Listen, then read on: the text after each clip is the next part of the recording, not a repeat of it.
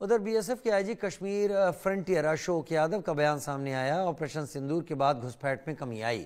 2025 में अब तक सिर्फ 4 बार घुसपैठ की कोशिश हुई है, 2 ऑपरेशन सिंदूर से पहले और 2 बाद में। व्हाइट कॉलर और नार्को टेरर उभरते हुए खतरे की तरह सामने आए हैं।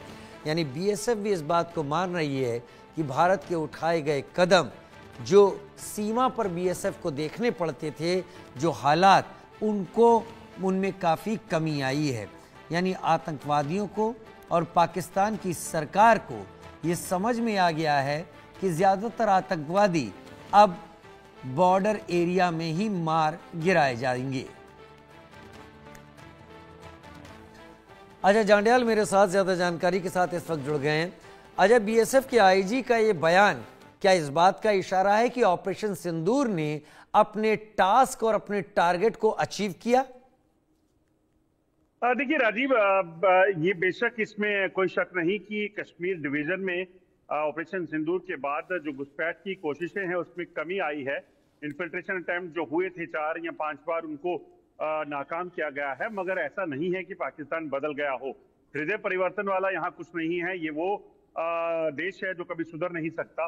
अगर आप उसके मुकाबले में जम्मू में देखें तो घुसपैठ की कोशिशें जम्मू में हुई, और लगातार पंजाब की बात करें तो पंजाब में तो एक अलग रिकॉर्ड बना है, जो ड्रोन के जरिए हथियारों की तस्करी या फिर ड्रग्स की तस्करी को करने को जो है वो प्रयास किया गया है।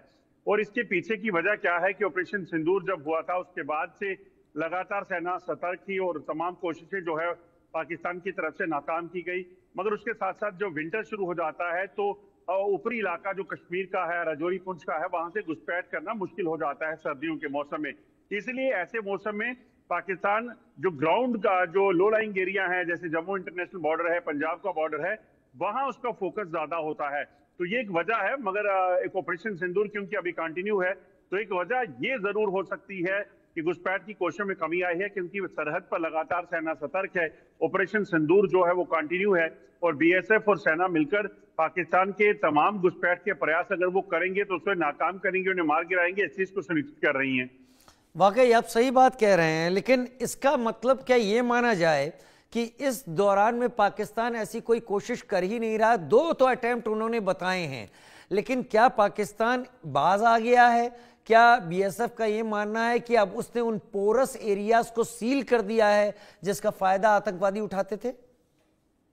देखिए, इसमें कोई शक नहीं कि पिछले कुछ समय में जो सरहद पर इक्विपमेंट्स और गैजेट्स लगाए गए हैं, चाहे वो सर्वेलेंस इक्विपमेंट्स हो, चाहे वो रडार्स हो या टेक्नोलॉजी का इस्तेमाल करके या फिर वेपन्स हो, इनमें बहुत ज्यादा बदलाव आया हो। और ऐसे में अगर घुसपैठ की कोई प्रयास होता है तो उसका मरना तय है, ये आप समझ लीजिए। यही एक वजह हो सकती है कि घुसपैठ की कोशिशों में कमी आई। मगर दूसरी एक वजह जो है वो मौसम है। सर्दियों के मौसम में जैसे जैसे अब सर्दी बढ़ी है पिछले कुछ समय में, कश्मीर में खासतौर पे, वहां पर घुसपैठ जो है वो कम हो जाती है और लो लाइंग एरिया जो है वहां बढ़ जाती है। दूसरी चीज, पाकिस्तान अब ड्रोन का इस्तेमाल कर रहा है। आपको याद होगा कि पिछले कुछ समय में आपने भी देखा होगा पंजाब में, जम्मू कश्मीर में ड्रोन के जरिए हथियार, ड्रग्स को यहाँ पे ड्रॉप करने का सिलसिला जो है वो काफी बड़ा है। तो ऐसे में यकीनन वजह जो है वो कई हैं, मगर सेना और बीएसएफ जो है वो लगातार सतर्क है इस चीज को सुनिश्चित करने के लिए भी कि अगर कोशिश होगी भी तो उन्हें बख्शा नहीं जाएगा। और सबसे बड़ी बात जो घुसपैठ की कमी की है वो ये है कि भारत की तरफ से स्पष्ट किया गया है कि अगर कोई भी मिसएडवेंचर पाकिस्तान करने का प्रयास करता है तो उसे मुंहतोड़ जवाब देने की क्षमता और ऑपरेशन सिंदूर के जरिए एक बार फिर से पाकिस्तान में घुसकर मारने की जो क्षमता है वो पाकिस्तान देख चुका है। तो ऐसे में उसे लगता होगा, डरा जो जरूर पाकिस्तान है कि अगर ये ऐसा कुछ हो गया सरहद पर तो फिर उसका जवाब जो है वो शहर में मिलेगा, सरहद पर नहीं मिलेगा। शहर में मिलेगा, सरहद पर यह जवाब अब नहीं मिलेगा। लेकिन अजय, क्या पूरी जो एलओसी का एरिया और आईबी का एरिया, खैर आईबी के एरिया में तो ये चीजें उतनी नहीं होती, लेकिन जो कश्मीर की तरफ आगे ऊपर का हिस्सा है सारा, क्या सारे हिस्से में बर्फबारी हो चुकी है? सारा एरिया इस वक्त ब्लॉक हो चुका है? देखिए राजीव, दरअसल कश्मीर में इस वक्त टेम्परेचर जो है वो माइनस में चला गया है और खासतौर से ऊपरी इलाके जो गुरेज के हैं, जो कुपवाड़ा के हैं, उड़ी के हैं, बारामूला के हैं, वहां पर भी ऊपरी इलाकों में बर्फ जो है वो गिर गई है। और अगर कहीं बर्फ नहीं है तो टेम्परेचर बहुत कम है। तो ऐसे में वहां सर्वाइवल मुश्किल हो जाता है, क्योंकि जब आतंकियों की घुसपैठ होती है तो ऐसा नहीं कि आप सरहद पार से घुसपैठ करके आए और इस तरफ आकर कहीं भी चले गए। वहां पर डिप्लॉयमेंट है, वहां पर गैजेट्स हैं, इक्विपमेंट्स हैं। तो ऐसे में पाकिस्तान से आतंकी जब घुसपैठ करते हैं तो पहले उनको सरहद के पार, एफेंस के पार जो है अपने आप को सेना के साथ रखना है।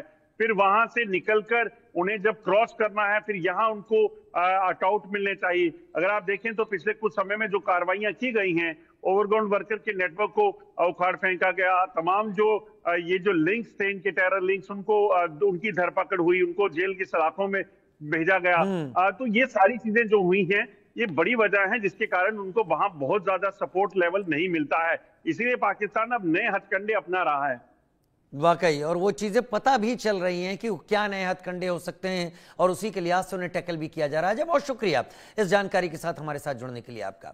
उधर हरियाणा सरकार ने नई